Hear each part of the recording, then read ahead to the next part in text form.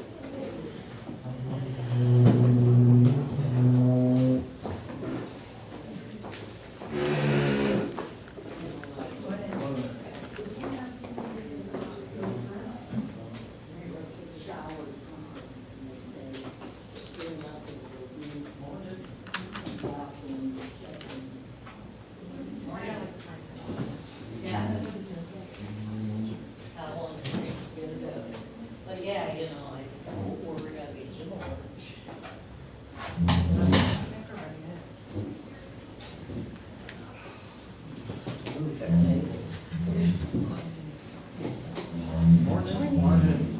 Morning.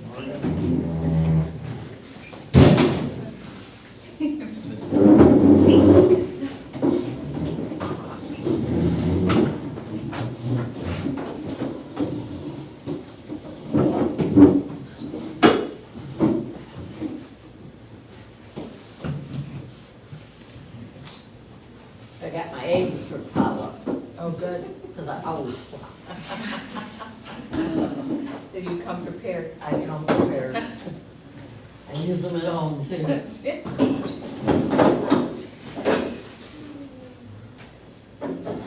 a good thing you're practicing.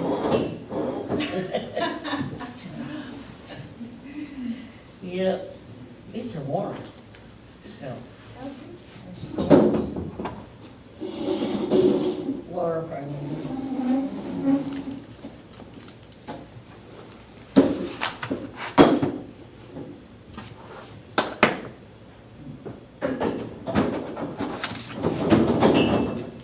Yeah, this place was full yesterday for that funeral, Oh, okay. and he left a bunch of food, so I'm sure it'll get hot. Today, Yes, thanks Cindy for making this one. That's it over here. Yeah.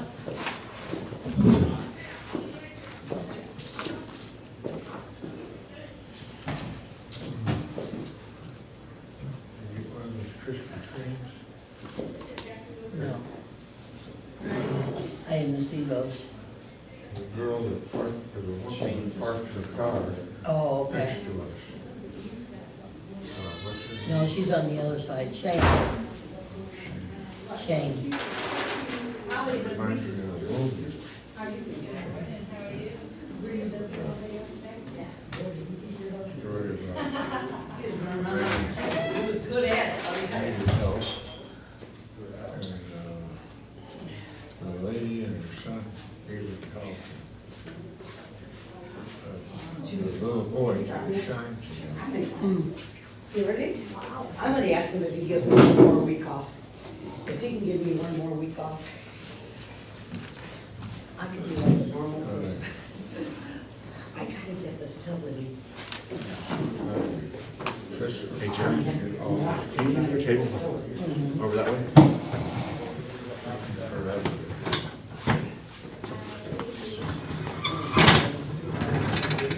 Oh, wait, one more line. See, Rick, that should do it. I was gonna say, you were totally off camera. Huh.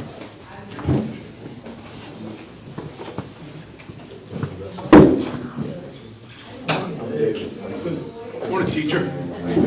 Hey, Don, how you doing, sir? Jeff, good to see you, man. Good to see you It's a too. familiar sight. Yeah, it is. A mess on the table.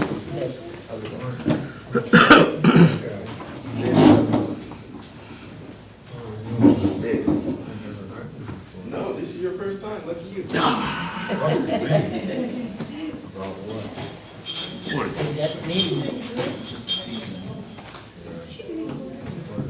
I could never wear a suit jacket like that, man. It'd be dirty in half hour. It's easy to do that. You must live a lot cleaner life than I do. No, I don't know. Yeah, this is probably the last time I wear it this year. Like, let me wear it. It's gonna be cold. So it's gonna go crazy.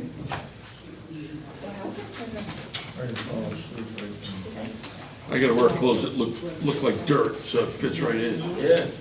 More comfortable that way. Yeah, it is. I don't have to worry about it. Good, sir. What was your name? David. David. If you want, I'll take over for the others. Okay, we got a printout. I tried cutting grass in this suit once. Didn't work out. Oh, mistake. Big mistake. Big mistake. I didn't make it far. I made one strip and it was over with. I had to get out of it.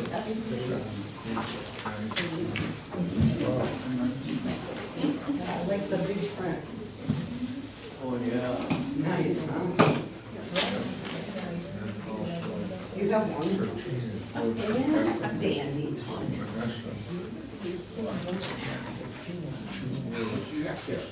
That's a handout. You're welcome. And the rest is here.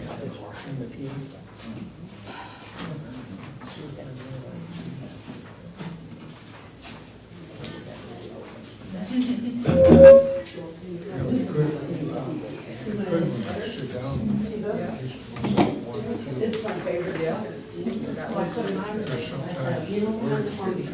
Boy, you got room here, Jeff, I'll tell you, man. What do you mean? Nice big kitchen, nice big fellowship hall, Oh. nice big sanctuary. It is nice. Wow. I really excited to crochet, so I gotta get all the districts on now. Did you ever see the gym? Oh, you got a gym too? Yeah, right there. It's big. Full-size basketball court? Holy smokes. How long y'all been here? I'm 62 here. 25 years here, Stragglers that came in. 162. and it's, I think it's 50, no, is it 50 or 100? I forgot. For the Church, Flanders, Church of Christ, the whole group that originally met, it's been a long time. A lot of years. 101 this year. It is a lovely area.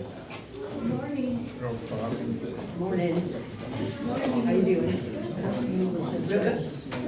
Real good? Real good. 2 weeks off.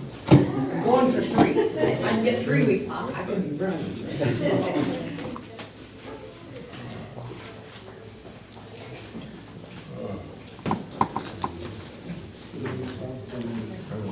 Yeah, that's why I feel so good.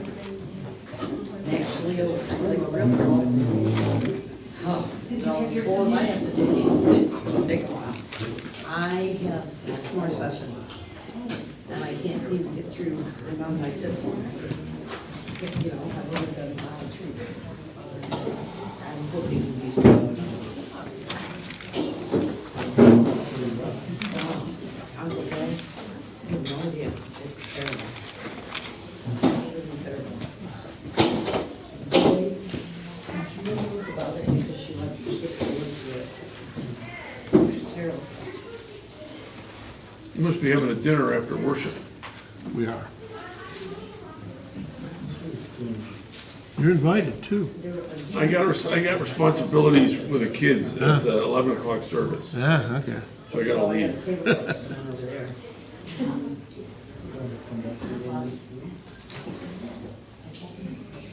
Thanks anyway. You're welcome.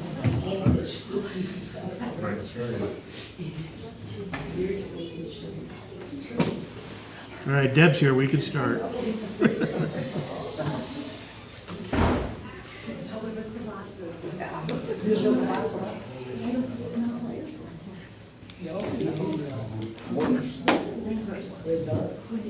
Well, open the refrigerator, we stored it in there, maybe in there stuff. Yeah. He would just pop it out. It's not the Stanley's. I'm not surprised. They wanted, oh, look at all that. Must have been talking to my third grade teacher. That's awesome. This. We've heard stories. Slowly, real estate, yeah. And Hey, you gotta try. It's about time to get started here. We'll wait for Glenn to have a seat. Hey Glenn, could you do our prayer to get us started? Yeah, no problem. Don't want to get you when you're winded. Making sure he doesn't walk in late next time. Pressure. All right, let's bow. Our Father God in heaven, I want to thank you for allowing us to see this day. We thank you for guiding us here safely so that we can study on your word. We thank you for all the things that you do for us, dear Father. I thank you for the sun, the rain, all of the seasons of the earth. We also thank you for the opportunity to come together, hear your word, and grow closer to you. We ask that you be with those who are teaching Sunday school this morning in all of your churches. Be with Jeff and help him to recall the things that he studied on, and be with us so that we can receive the message with an open heart and mind. Again, dear Father, we thank you for all that you've done for us. And it's in your Son, Christ Jesus' name, that we hope that our service this morning is pleasing unto you. It's in your Son's name that we pray. Amen. Amen. Thank you, Glenn. We're nearing the very end of Genesis. We're going to be beginning in chapter 48, 49, and 50 are the last three chapters of the book of Genesis. And there's a great deal of summation going on beginning in chapter 48 for the life of Jacob. And in many respects, too, it's a summation, really, of certain aspects of the entire book of Genesis when you look at it. When you look at the book of Genesis, many, many months ago when we started it, the first item we covered was a creation story, and that took us several weeks to get through that. And we talked about the flood and Noah and all the aspects that related to that, and Sodom and Gomorrah. And then pretty much after that, I'm just hitting the real main points. The main points after that were pretty much the patriarchs, Abraham, Isaac, and Jacob, and their children and family that were related to them. And we're going to begin discussing some of the aspects of the later aspects of that aspect through Jacob and his life. There's a lot of things you have to consider when you're looking at the book of Genesis. This is chapter 48, begins some of the final business of Jacob. He's 147 years old at this point, and there's a little bit of a summary going on about the end of his life and some of his dying instructions that he's giving to Joseph, his son. And we'll be reading first 7 verses of chapter 48 here in a moment. But he brings Manasseh and Ephraim, his 2 sons, along with him. And God, as always, has promised through all the patriarchs, all 3 of them, that he was going to make them a community of people, and they will inhabit the land of Canaan in time. He also, in chapter 49, he tells Joseph he wants to be buried in the cave of Machpelah, which is back in Canaan, where many of the other patriarchs are buried too. Matter of fact, all of them are buried there, as well as their wives. He also adopts Ephraim and Manasseh, which a lot of you may not be real familiar with that aspect of that story. We're going to cover that in a moment. The building of Rachel's house is also laid out in chapter 48, where there's some additions added into her lineage. And the firstborn blessing is reiterated and restated. Joseph gets it right after Jacob passes, and Ephraim's to get the firstborn blessing after Joseph passes. And then there's the family prophecy in chapter 49, which deals with Jacob's summation of his sons' lives and their final destiny. And this is prophecy. This is prophecy from God as he dictates what their futures are to be in time. So I'm going to begin reading in chapter 48 in verse 1. Sometime later, Joseph was told, "Your father is ill." So he took his 2 sons, Manasseh and Ephraim, along with him. When Jacob was told, "Your son Joseph has come to you," Israel rallied his strength and sat up on the bed. Jacob said to Joseph, "God Almighty appeared to me at Luz in the land of Canaan, and there he blessed me and said to me, I am going to make you fruitful and will increase your numbers. I will make you a community of peoples, and I'll give this land as an everlasting possession to your descendants after you. Now then, your 2 sons born to you in Egypt before I came to you here will be reckoned as mine. Ephraim and Manasseh will be mine, just as Reuben and Simeon are mine. Any children born to you after them will be yours in the territory they inherit. They will be reckoned under the names of their brothers. As I was returning from Padam to my sorrow, Rachel died in the land of Canaan while we were still on the way, a little distance from Araphath. So I buried her beside the road to Arath, that is Bethlehem." So a little bit of the history right there laid out for us in this aspect too. If you also look at that chart I gave you on the tribes of Israel, not all of us are totally familiar with the particular tribes here. And this chart goes clear back to Abraham. And we're going to talk a little bit too about the blessings of the firstborn too, because there's some things to consider in that too. So a lot of people talk about the fact that how many tribes of Israel are there? 12. But really, there's more to it than that. There's an aspect, when you really look at it, if Joseph's 2 sons, Ephraim and Manasseh, are going to be reckoned as his, how many tribes are there now? There's 13. How can that be? I thought there was 12. So we got to figure out what this actually means. And if you look at the chart, some of it is explained too.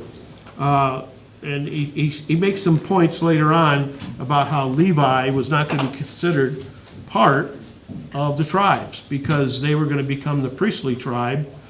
They would be not counted among the 12, and Joseph wasn't counted either. It was Ephraim and Manasseh would take Joseph and Levi's place, so we're back to 12 again. So these charts seem to help out a little bit. It tells you who the wives are and who the sons are, so you can get a better look at and remember exactly who was with who in each of these particular tribes. Now, also too, something to consider here that is important when Jacob, when he's talking to Joseph here, he's talking about making 2 of his sons become his sons. And it was really, in some respects, interesting because when you look at the lives of some of his sons, there's a little bit of controversy dealing with some of them. But in this particular aspect, every one of the sons, when you look at the chart, who was the firstborn son of Abraham? Abraham. It was Ishmael. Did he get the firstborn blessing? No. Who was the firstborn son of Isaac? Who? Esau. Okay. Yeah, it was Esau. Did he get the firstborn blessing? No. He did not. And the same case with Jacob. Who's the firstborn son of Jacob? It's Reuben. Is he going to get the firstborn blessing? No. He is not. And what's interesting about this is that it's rare, actually, in the book of Genesis that the firstborn son actually gets the firstborn blessing right, which was a very special right. We talked about it, that it was a double portion of the inheritance, but it was also the spiritual leadership of the family. And it are these decisions as far as the firstborn spiritual leader of the family, is it a man's decision or God's decision? Ultimately, it's God's decision. It's ultimately a God's decision. A real interesting example of this is, remember when Samuel went to the family of Jesse. God had finally rejected Saul as the leader over Israel, the king over Israel. And he tells Samuel to go to the village where Jesse's family's at. And he tells Samuel to pick the new king from among the sons of Jesse. And that's in Samuel 16, if you want to look it up. 1 Samuel 16. And when he's going through the picking process, do you recall who was Samuel's first choice to look at? First son. The firstborn son, which was Eliab. A big, tall guy, good-looking guy. Samuel thought, he must be the one. What does God tell him? He's not the one. Don't go by appearances, God tells him. He gets to the second son. Same thing. All the way through 7 sons, God rejects every single one of them as the new king of Israel. Who does he finally pick? David, who was the youngest of the 7 sons. And they were from the tribe of Judah. He's the very youngest son. And how does God say why did he pick David over all the other 7 brothers? Man looks at the outward appearance, but God looks at the inward. Yeah. And that's the case here with all the firstborn blessings that are given. God picks them. It's not man who picks them. So as a general rule, it is true throughout the history of Israel that the firstborn son did receive special blessings. But in this sense, too, we're looking at the leadership of Israel here. He's not just talking about just smaller family tribes dealing with it here. And also, too, well, I'll make another point here. In Genesis chapter 25, when we were covering that a few months ago, Rebekah finally got pregnant.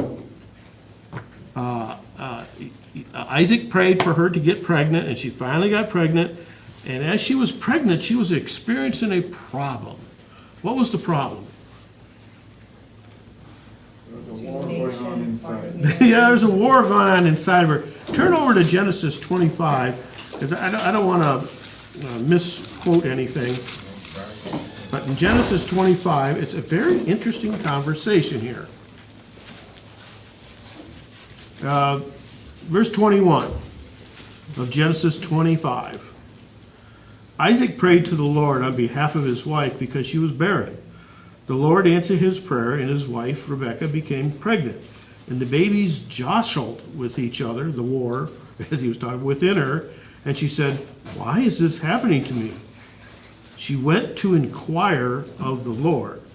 The Lord said to her, "2 nations are in your womb, and 2 peoples from within you will be separated. One people will be stronger than the other, and the older will serve the younger." Now, Isaac asks for the blessing of her to get pregnant. She gets pregnant. She's having a little issue through the pregnancy. These babies are literally jumping around in her stomach. What does she do? Is she alarmed?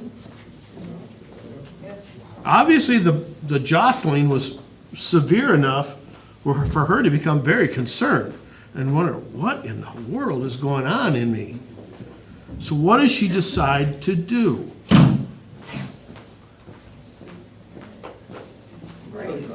Yeah. Find out what, Well, huh? what's to find out why it's happening.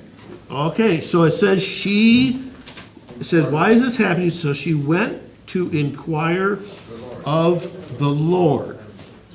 Now, how specifically did she do that? Did she just pray? Does it say one way or the other whether that was exactly what she did? She's asking something of the Lord. Is there somebody Sacrifice, I don't know. Yeah, is there somebody she could have went to have asked the question, and find out what God's will was. Was there a prophet she could go to? The only person she would, the leader of the family would be Isaac. So he would be the one who would be. That's what I thought too, but Isaac seems to be ignorant Right, so he later knew. on of what is told to her. So it can't be Isaac. Right. How many of you know that Abraham was still alive at this point?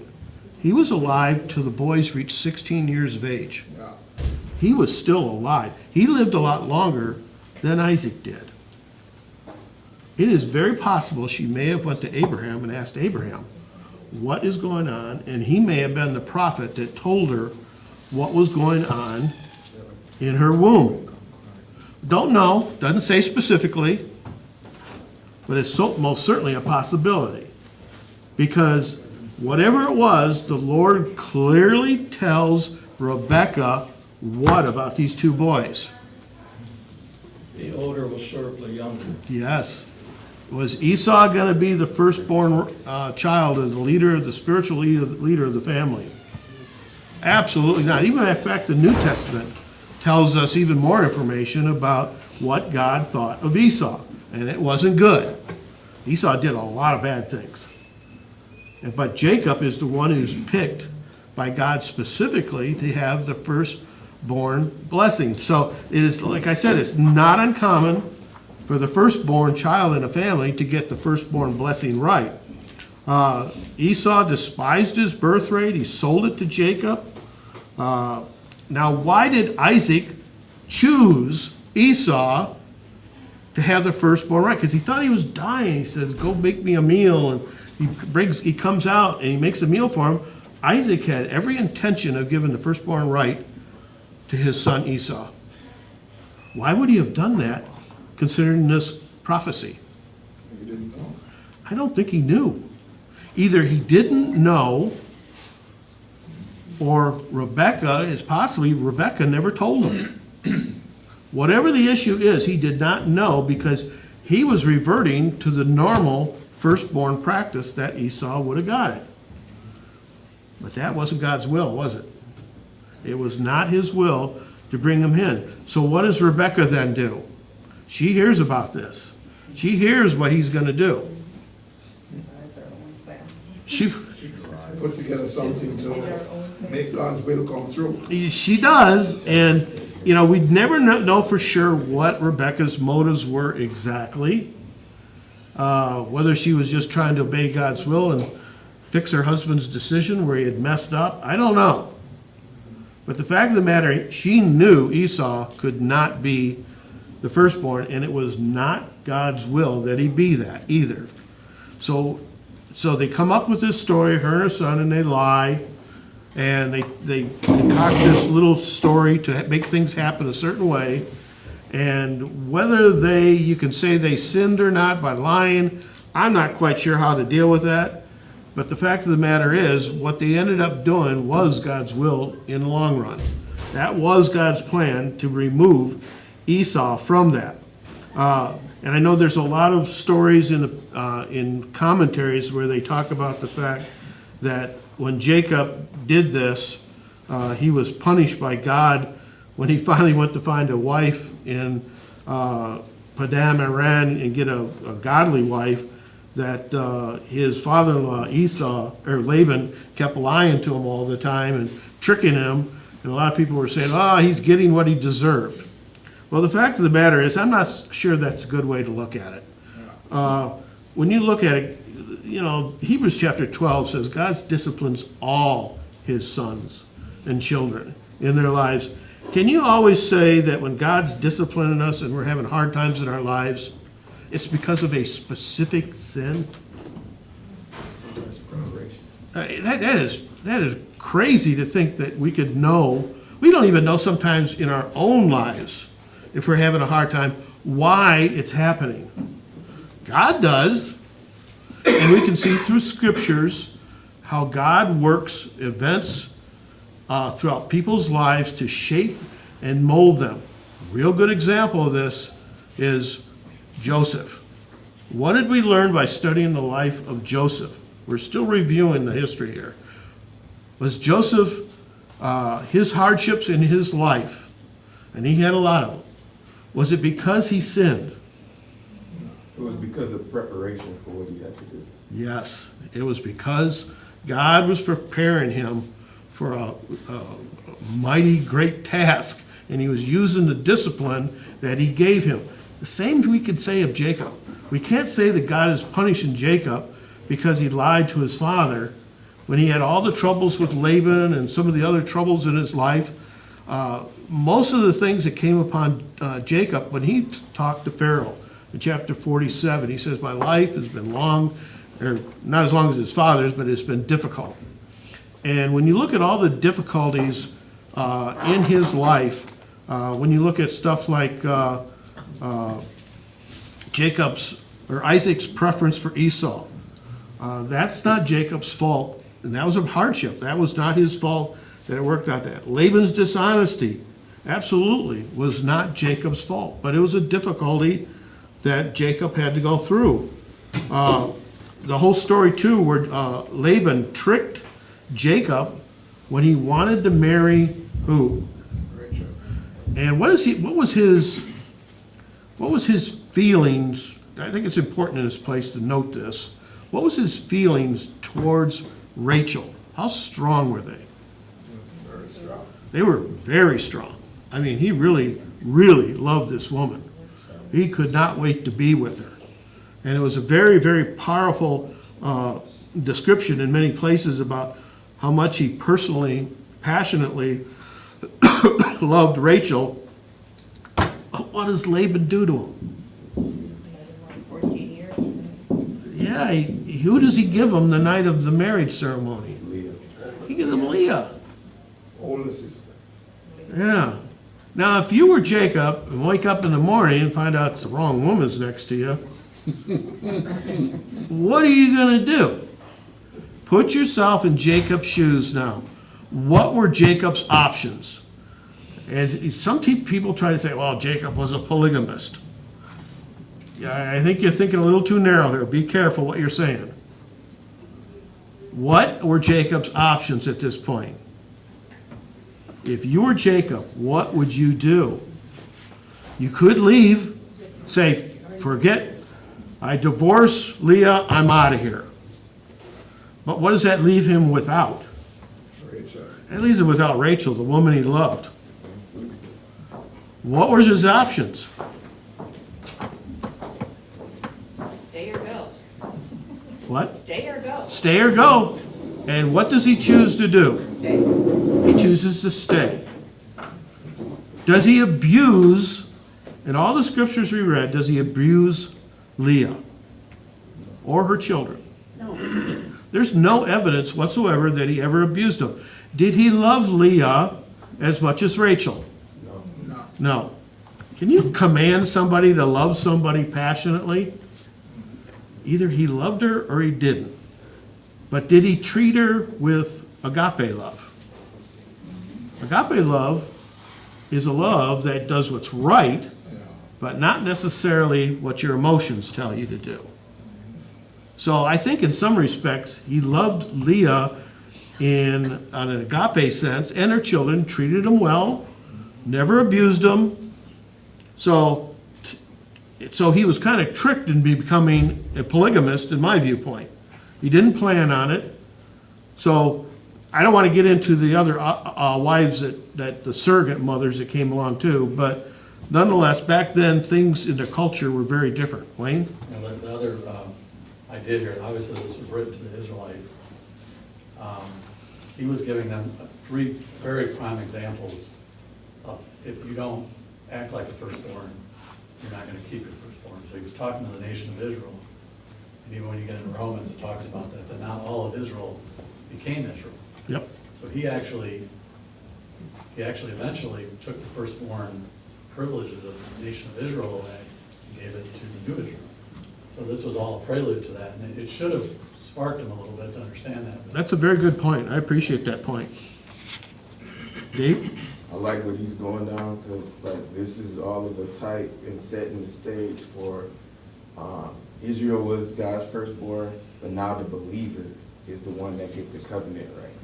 And it's all setting up for, because at that time, firstborn, it was about property mostly. It was about, it was a contract, right? Right. Like, you get most of the property. When the covenant happened, the covenant was for the land of Canaan, and it was separating the land, right?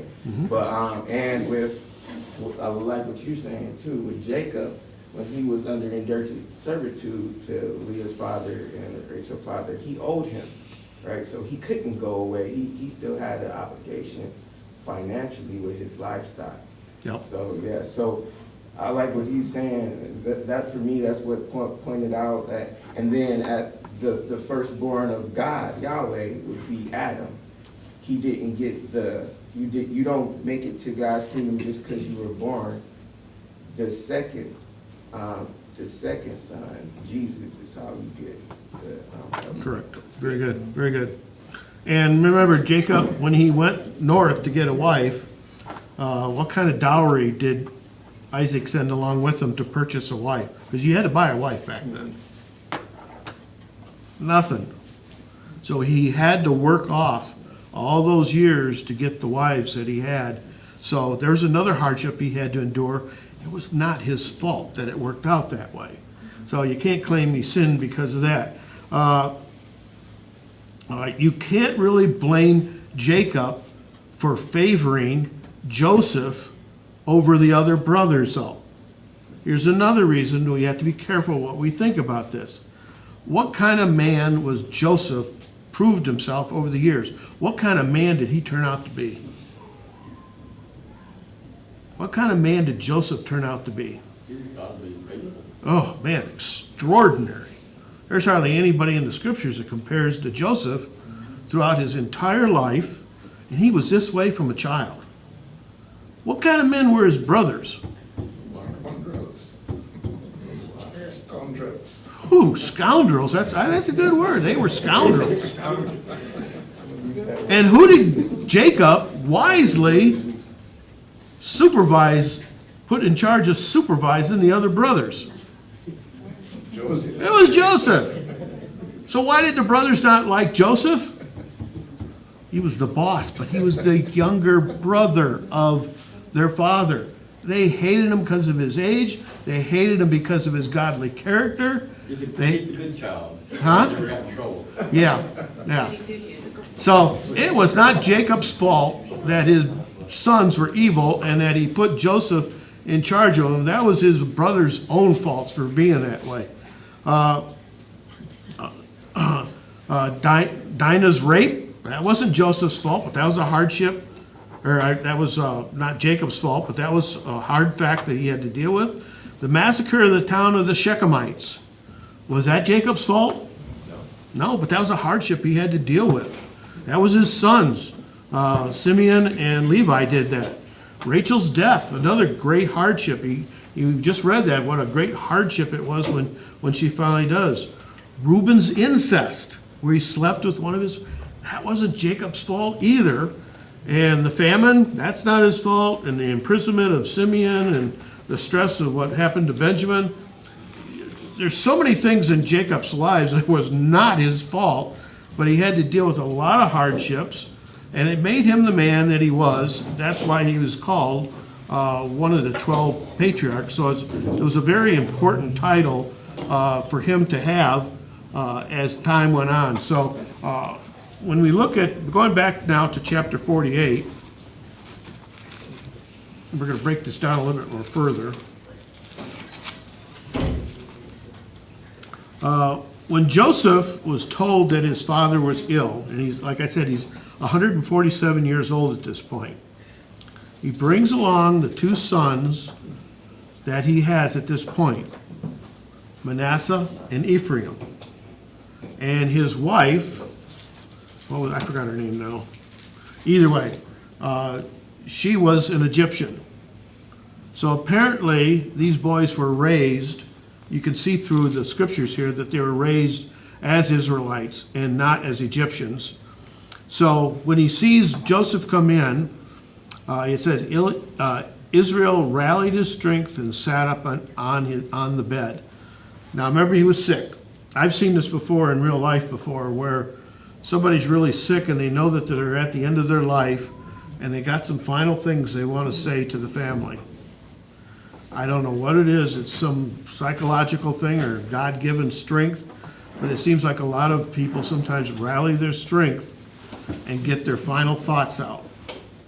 I know Terry and I a few times have met with people who were close to passing, and they had to tell us some important things that they wanted to say about the church. So I've seen people do that.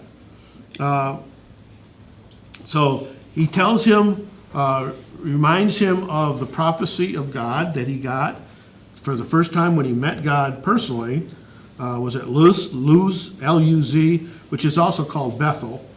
And God gave him a blessing and said he'll make him a community of peoples. It's interesting he uses that word community because you can kind of see that a little bit with the fact that there was 12 sons and each of them kind of branches off and forms one nation as a whole. Now then he says to him, now then your 2 sons born to you in Egypt before I came to you here will be reckoned as mine, just like Reuben and Simeon are mine. Could you imagine the look on Joseph's face when Jacob said this? Your 2 sons are going to become mine.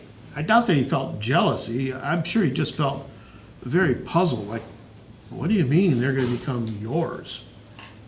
And he goes on to explain to him a little bit of what he was trying to do. As in verse 7, he says, when I was returned from Padam to my sorrow, Rachel died in the land of Canaan, while we were still on the way, a little distance from Araphath, which is Bethlehem. What reason does he list for him taking this action of adopting Ephraim and Manasseh? Because it is kind of strange. Who does he bring into the conversation?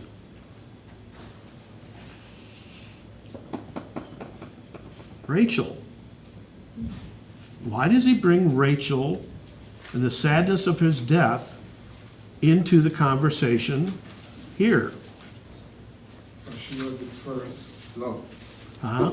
She was his first love. She was his first love. And obviously, Joseph would have been his firstborn. Yeah. And what does he do? Can you kind of look at this like, this is what a lot of commentators they say, kind of look at this like it's his way of honoring Rachel and the great love he had for her by extending her family through the sons, her own natural son Joseph, through his sons becoming a part of the 12.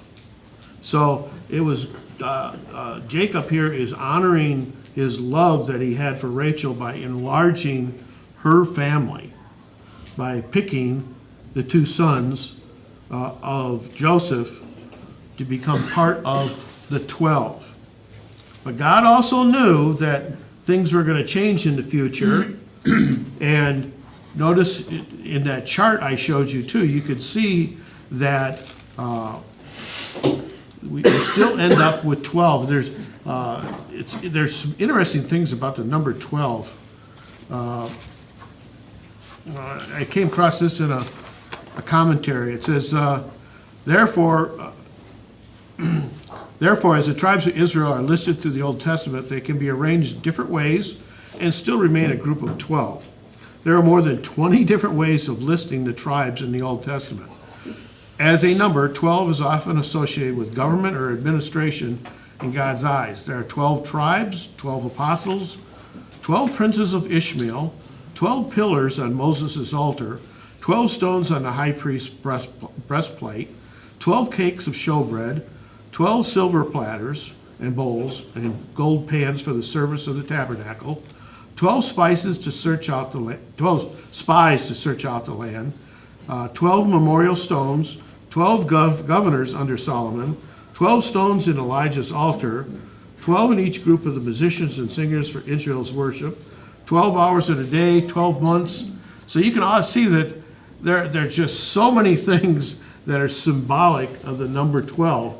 And when you get into Revelation here in 3 or 4 weeks here too, we'll be dealing a lot with the number 12. And there's even more of them too. I've got a whole other page of 12. So there are some very prominent numbers that the scriptures point out that are symbolic and have spiritual significance to them. So, If you've been feeling distant from the Lord, it may be because you haven't been spending time. got another lesson going. Jesus was 12 when he went into the tabernacle. Did you say that? What was it? Jesus was 12 when he messed up there. Oh, I didn't even think of that. I don't think that one's in there. But that's another example, yeah.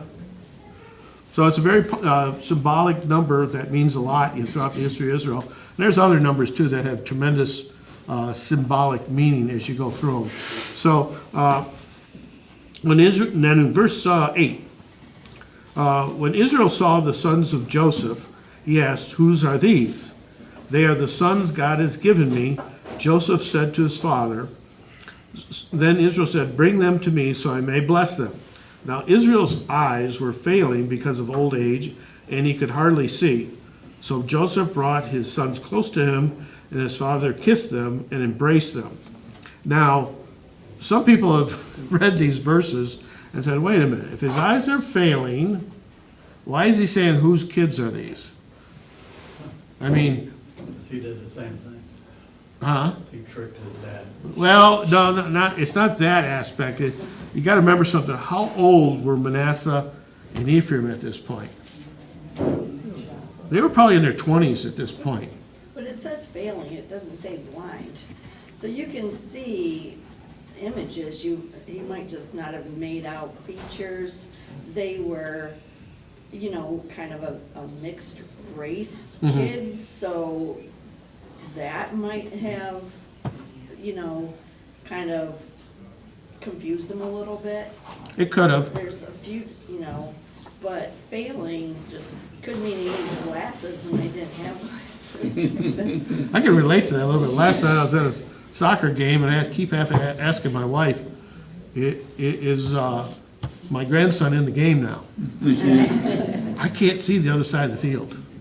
I can see if he's on my side, but I can't see faces on the other side of the field because my eyesight's failing just like his. There's also another, that's a good reason, and there's also another possible reason too.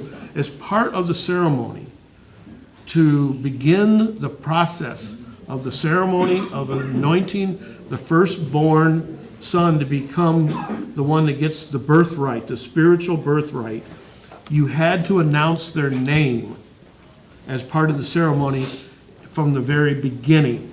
So when he asks, whose sons are these, it's because the names had to be announced at this point. That is part of the actual ceremony of the beginning of bringing the firstborn in.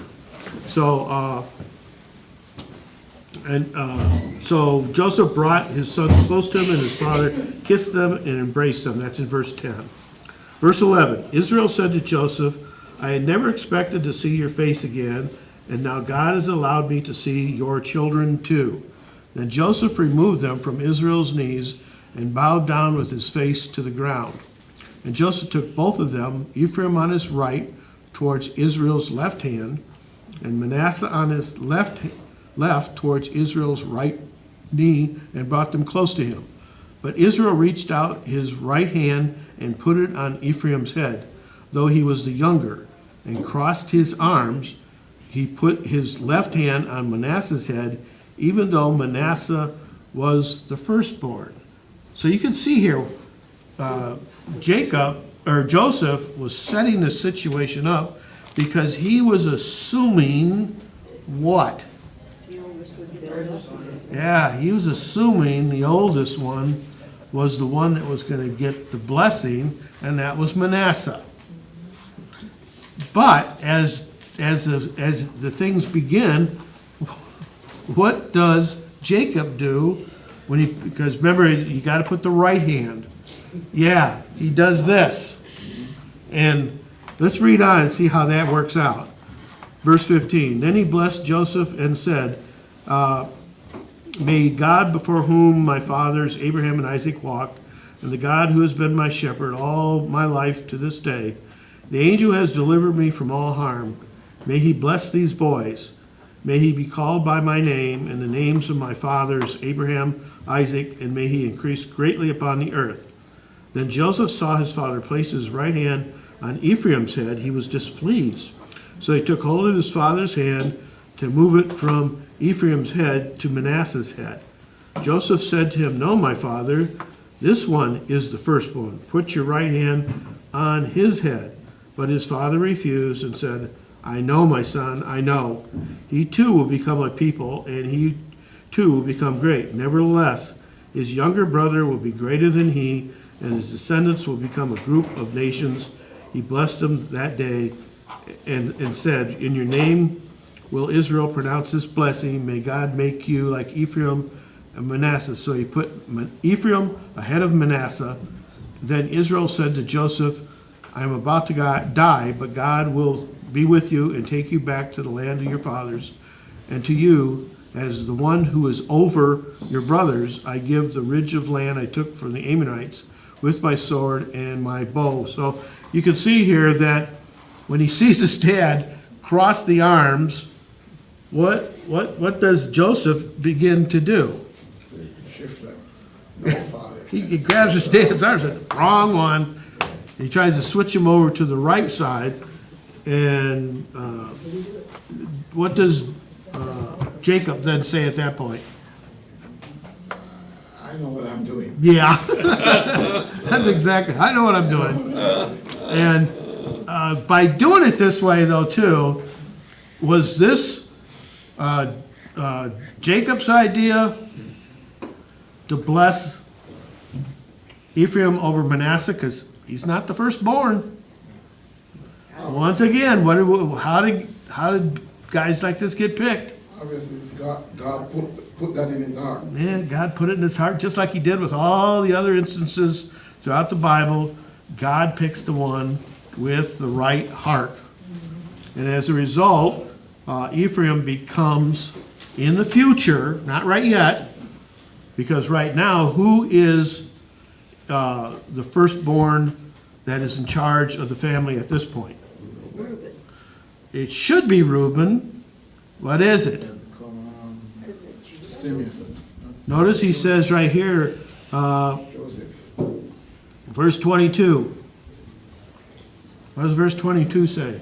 Joseph is the Joseph is the firstborn. He's the one that is over the tribes of Israel at this point. Now, yes, his dad is still alive. But that was, in this particular case, Joseph was over the 12 tribes of Israel at this point. But in the future, when Joseph passes, who's going to be next in line? It's Ephraim. And we'll find out through the history of Israel, God tells the history a little bit, but we know throughout history that Ephraim, do you know what part of the land of Canaan or Israel that Ephraim occupied? Does anybody know from the geography maps? central part. They were more northern Israel. And in time, Ephraim became so dominant in the northern region that they actually called it the land of Ephraim. So he became his family line became very powerful, very prominent in that line. So the prophecy about Ephraim's head of the family became, was once again fulfilled throughout scriptures, became very prominent throughout the history of Israel. Yeah, there are times when Israel was referred to as Ephraim Yeah, in scripture. yeah. Didn't call him Israel, they called him Ephraim. Ephraim. Yeah, so that's a little known fact that we may not have realized. I don't know if it matters, Jeff, but kind of interesting in Manasseh, is the tribe that split. They settled on both sides. Yeah. Kind of interesting. I don't know what the meaning is there, but probably. Yeah. Yeah, God knew all these things in the future, how things were going to work out. And also it's interesting too, he tells Joseph what his inheritance was going to be through his family, not Joseph himself, but through Joseph's family, through his sons, what parcel of land were they to get? Right after he tells him he's... On the ridge. Yeah, a ridge of land he took from the Ammonites with my sword and my bow. We have no mention in Genesis that he ever did that. It's obviously one of those stories that in the Bible that God doesn't mention, doesn't put in here until way later on after the event happened. But obviously, there was a piece of land that Jacob took by force through military action, and he gave that parcel of land to the family of Joseph in the future. Where that exactly was, I'm not sure, but we're pretty much out of time. Any thoughts or questions as we close? All right, Lord willing, we'll see the rest of you next week.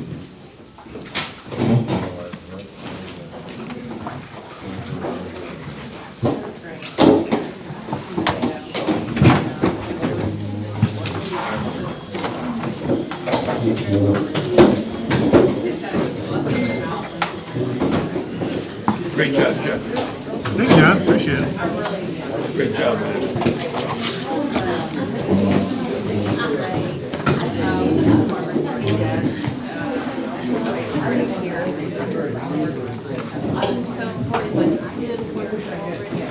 I restrained my desire to play devil's advocate 5 or 6 times.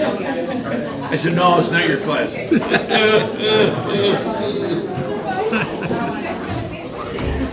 There's always a lot of side issues. You're exactly right. Yeah. Exactly right. Okay, now it's my turn to go to work. Hey, Barb. Hello. Randy, how are